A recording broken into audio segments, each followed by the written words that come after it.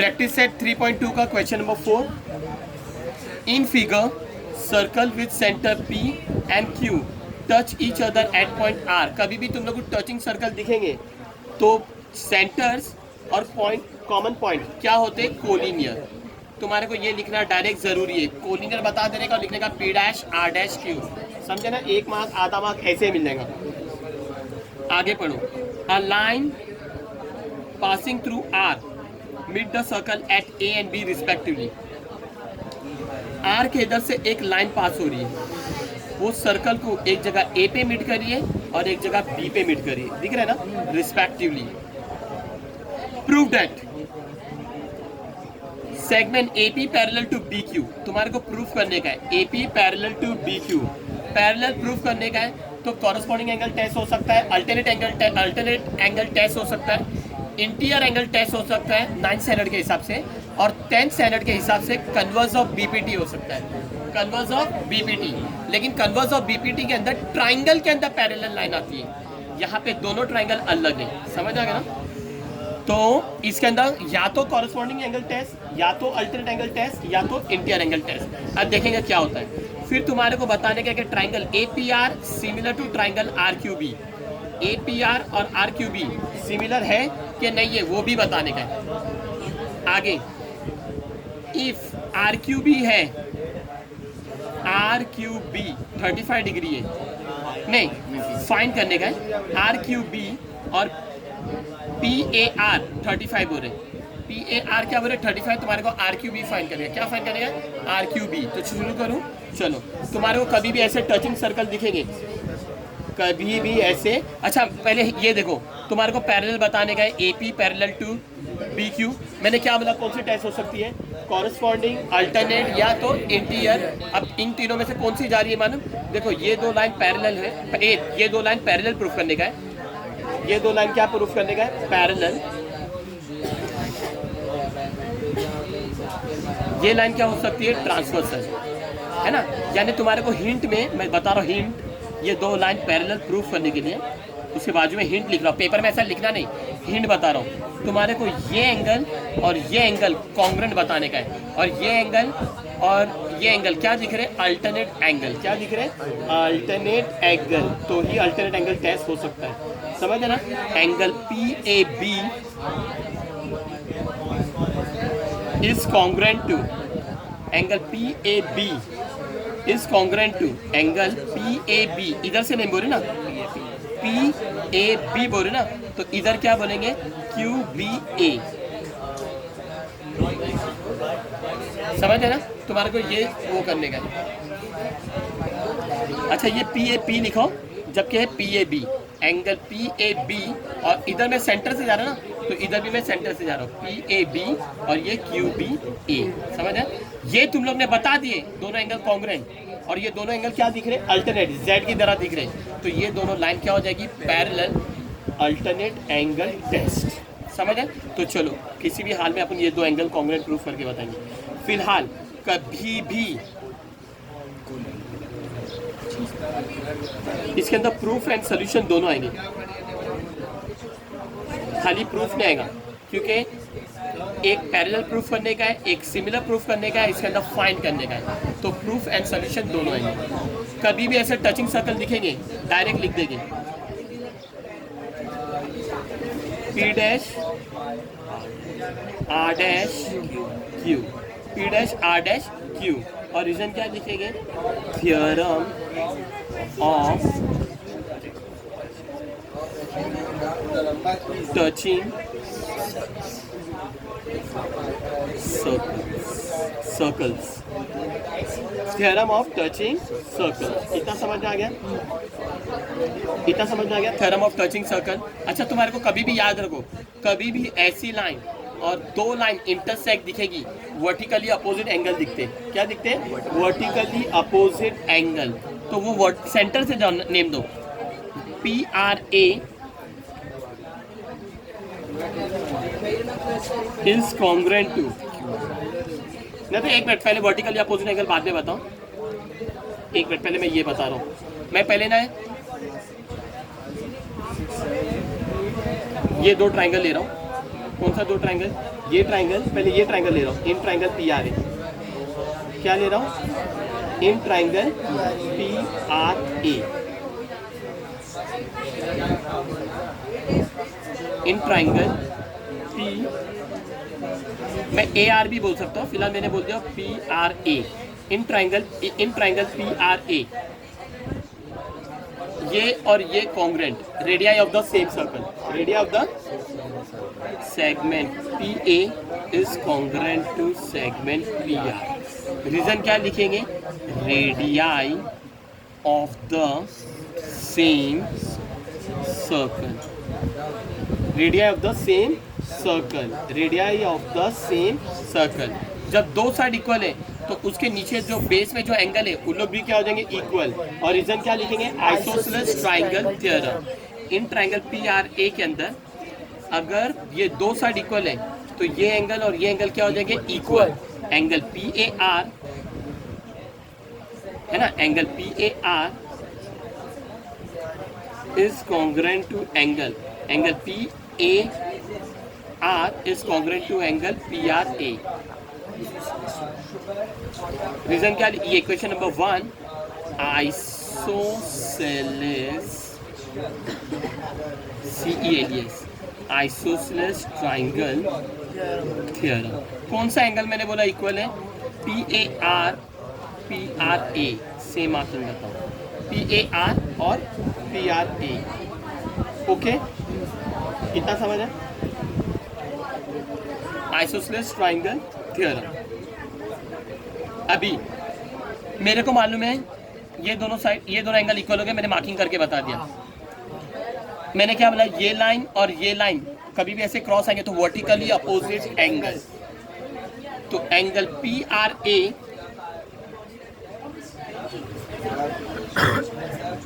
Angle PRA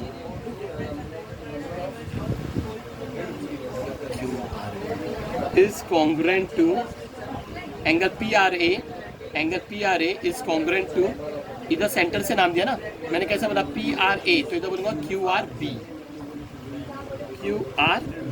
इसको equation number 2, vertically opposite angle.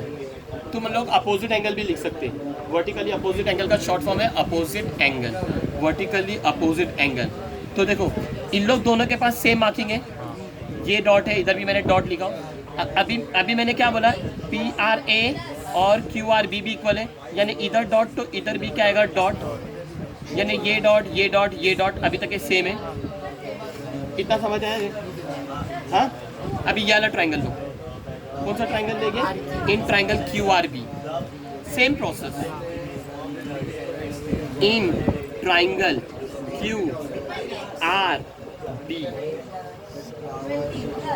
जो value QR की रहेगी वही वैल्यू QB की, radii of the same circle, segment QR is congruent to segment QB। Reason क्या लिखूंगा?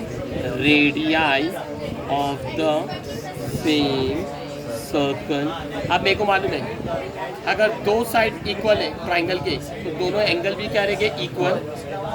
एंगल QRB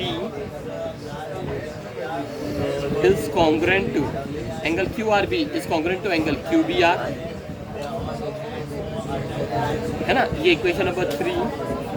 और रीजन क्या लिखूंगा? आइसोसेलेस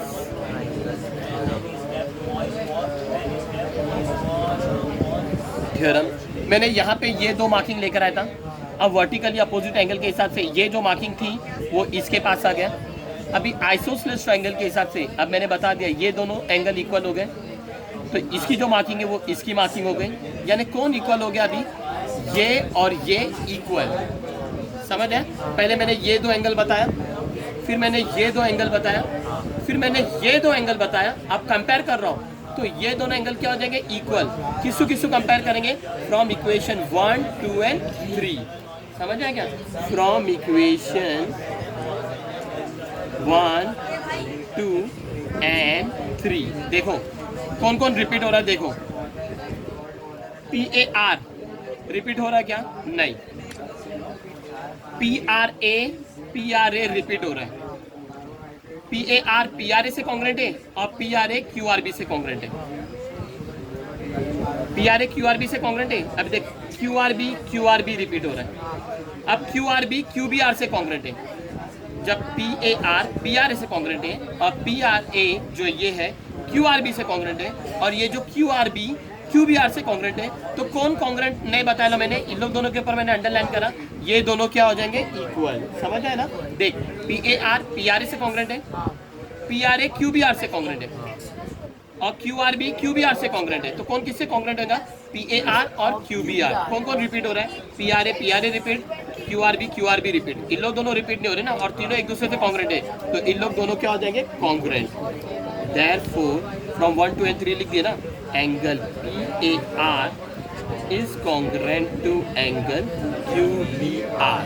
क्यू बी आर समझ में आ गया? Q B R. और इसको देना पड़ेगा इक्वेशन नंबर 4। इक्वेशन नंबर 4 इतना समझ में आ गया? चलो, अगर मेरे को ये दो लाइन पैरेलल प्रूफ करने का है तो मेरे को ऐसा नहीं बताने का पी ए आर और क्यू बी आर, मेरे को ऐसा बताना पड़ेगा। पी ए आर की जगह पे मैं ऐसा लिखूंगा, that is P A are नहीं बोलूंगा पी ए बी। क्या बोलूंगा? पी ए बी, क्योंकि लाइन एक्सटेंड हो रही ना, पैरेलल प्रूफ करने का है, पूरा बताना पड़ेगा। मैंने इधर लिखा ना हिंट के अंदर, पी ए बी, समझ है ना? P A B is congruent to Q B R. लिखने की जगह पे मैं क्या लिखूंगा? क्यू बी ए। रीजन क्या लिखूंगा? A dash R dash B. मैंने लाइन एक्सटेंड करा ना, खाली ए आर बी में एक्सटेंड हो रहा है, A dash R dash B, A dash R dash B. अभी मेरे को ये पी ए बी और ये जो क्यू बी ए कौन सा एंगल लग रहा है? Alternate angle. सेट दिख रहा है ना? पी ए बी और क्यू बी ए कौन सा एंगल दिख रहा है? Alternate angle. देयरफॉर ये जो सेगमेंट ए पी है ना, समझ है ना? Segment A P is parallel to segment B Q या क्यू बी। इन लोग ने क्या बोले ले क्वेश्चन में? बी क्यू, तो तुम बी क्यू लिखेंगे, सेगमेंट बी क्यू। इन लोग दोनों अल्टरनेट एंगल है ना, तो ये कौन सी टेस्ट हो जाएगी? Alternate angle test. कभी भी पैरेलल बताएंगे तो अल्टरनेट एंगल वो टेस्ट लिखने का। अल्टरनेट एंगल है तो alternate angle test, interior angle है तो इंटीरियर एंगल टेस्ट। तो इधर मैं क्या लिखूंगा? अल्टरनेट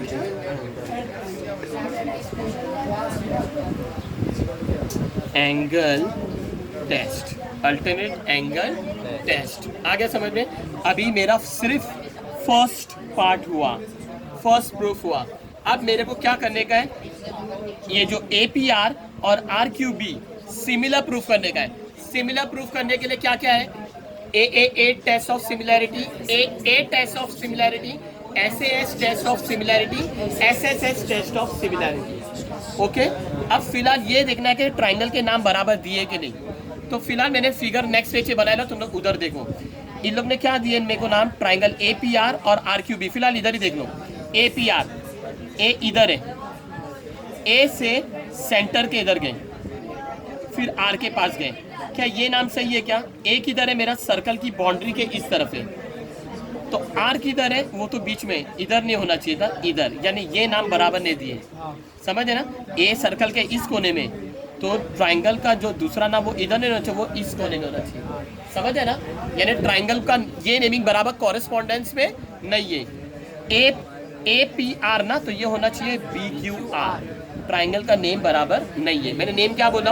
ए पी आर और दूसरा क्या होना चाहिए? B Q R. तो मैं इधर बना लिख रहा हूँ, सिमिलर प्रूफ करने का। इन ट्राइंगल, ट्राइंगल का नाम लिखो, क्या बोला मैंने? ए P are. In triangle A P R and triangle इधर ए ये इस तरफ है ना, तो इधर कौन है? बी। बी से सेंटर, जैसे ए से पी के पास सेंटर है, उसे बी से क्यू के पास, और बी क्यू आर।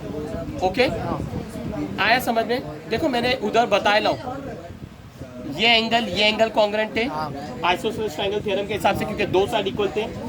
ये एंगल और ये एंगल कॉन्ग्रेंट हो गया, क्यों? वर्टिकली अपोजिट एंगल के हिसाब से। फिर ये दो साइड इक्वल थे, तो ये एंगल और ये एंगल कॉन्ग्रेंट हो गए आइसोसेलेस ट्रायंगल के हिसाब से। फिर मैंने क्या बता दिया? ये एंगल और ये एंगल कॉन्ग्रेंट हो गए।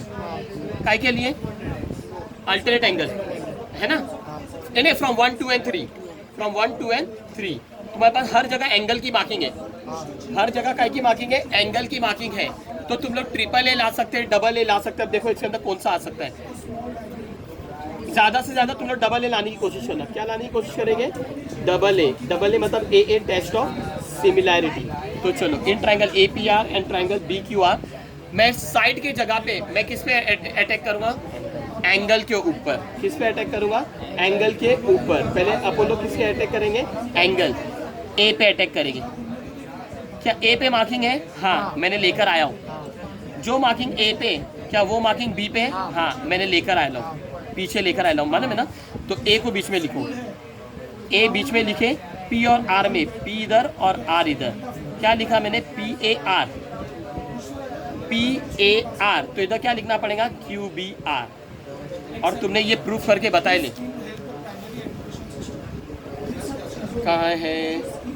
P A R and Q B R, इधर P A R and Q B R from 4, from 4। अभी एक एंगल हो गया। कितना एंगल हो गए? एक एंगल। अभी दूसरा एंगल बाकी है। चलो, अभी इधर क्या बचा है? P। इधर क्या बचा है? P। लेकिन ये P को लेने से अच्छा मेरे पास देखो, P पे इधर P है और इधर Q है। क्या P और Q पे मार्किंग है क्या? तो मैं तो लूंगा ही नहीं, P गया। अभी R पे मार्किंग है? शिट, इधर P पे मार्किंग है क्या? नहीं ना। Q पे मार्किंग, देखो एक ही बारी हो गया। अभी P को बीच में लिखने का है। तो P पे मार्किंग है क्या? इधर नहीं। इधर बीच में कौन है? Q। इधर Q पे मार्किंग है क्या? P Q सेम है? नहीं। तो P और Q क्यों नहीं लूंगा? अभी किसी बारी आई R पे मार्किंग है? हाँ है। इधर भी R है। कॉमन एंगल मत लिखो, वर्टिकली अपोजिट एंगल लग रहा है। यानी तुमको किसको बीच में लाने का है? R को बीच में लिखिए। R के ऑलरेडी पहले P है, तो P को उधर ही देखो, खाली जगह चेंज किसकी होगी? A की। P R A, P R A is congruent to, P R A is congruent to Q R B। Vertically opposite angle. दो कंडीशन बता देना, दोनों भी एंगल बता दिए, बस इनफ है। सिमिलैरिटी में अगर दो एंगल बता देना बहुत है। Therefore triangle A P R similar हो जाएगा triangle B Q R by a test of similarity. A test of similarity. दूसरा भी मेरा हो गया। एक इसमें 3 क्वेश्चन है, सेकंड भी हो गया, सेकंड भी हो गया। अभी क्या बचा है? थर्ड में क्या फाइंड करने का है? If find R Q B. इसी से एंगल बना दो। देखो क्या है पहले, find R Q B. Where is R Q B? R Q B इधर है। आर क्यू बी तुम्हारे को फाइंड करने का है। इफ पी ए आर है 35 degree. Where is P A R? P A R 35। अगर पी ए आर 35 है तो क्यू बी आर भी 35 तुमने कॉन्ग्रेंट करके बता चुके थे। फिलहाल ये थर्ड क्वेश्चन में ये पेज पे लिख के बता रहा हूँ ताकि तुम लोग को ईजी पड़े। देखो फिगर कवर हो रही कि नहीं। थर्ड क्वेश्चन में लिख रहा हूँ, find R Q B if, कितनी बड़ी हो गई वीडियो? इफ एंगल, बाप रे, P A R is equal to 35 degree. ये क्वेश्चन है गई। पी ए आर कितनी है? 35 डिग्री। पी ए आर कितना है? 35 डिग्री।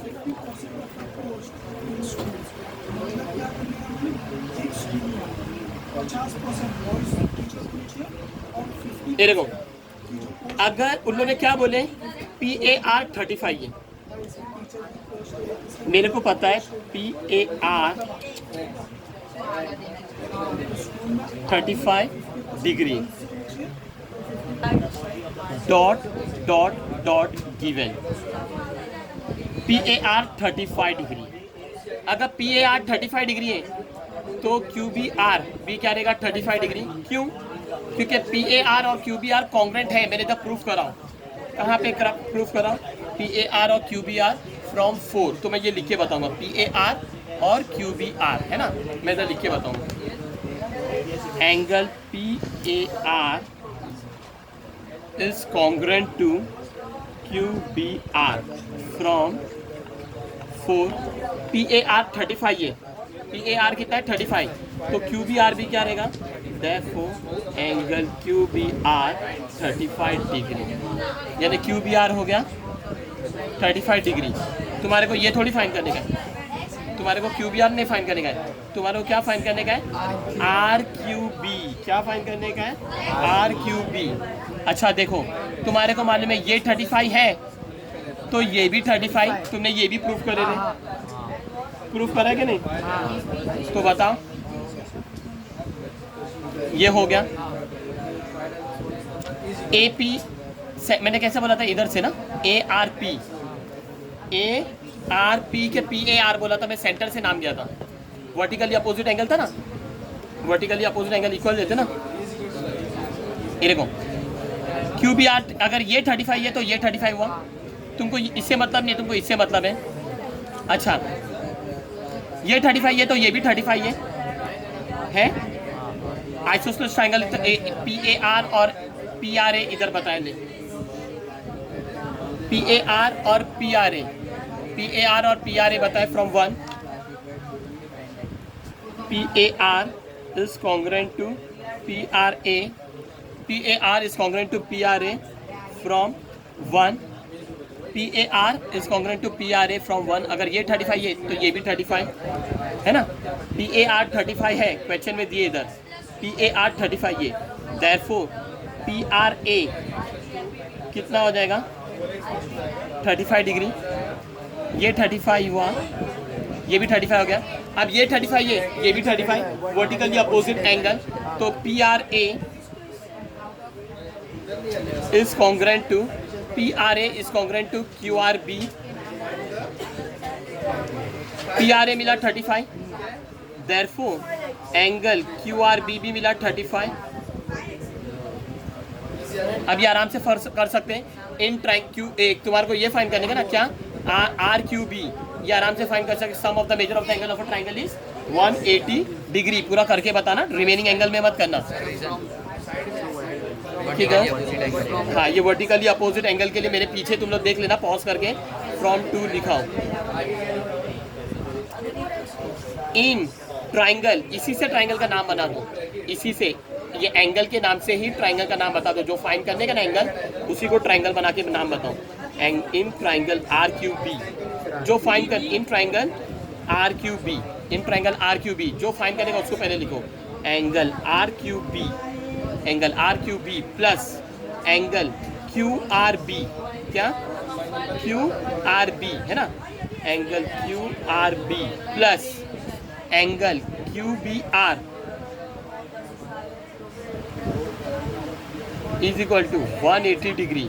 रीजन क्या लिखेंगे, the sum of the measure of all the angle of a triangle is 180 degree. R Q B तो फाइंड करने का है, आर क्यू बी वैसी प्लस क्यू आर बी कितना मिला, Q R B 35 degree, Q B R कितना मिला, Q B R B मिला 35 is equal to 180। Angle R Q B plus 35 plus 35 plus 70 is equal to 180। Angle R Q B is equal to 180 plus 70 हो जाएगा तो minus 70। Angle R Q B is equal to 180 में से 70 गया 110। Main answer समझ है? हो सके तो जो भी मेरा ये देख रहा है वीडियो 4-4 5-5 बार सम करो, इंपॉर्टेंट है उसके लिए नहीं, थोड़ा लंबा सम है, डिफिकल्ट नहीं है। डिग्री एंगल है ना, एंगल डिग्री में रहता है। 5-5 6-6 बार प्रैक्टिस करके रखो ताकि तुम लोग है ना स्पीड बढ़े।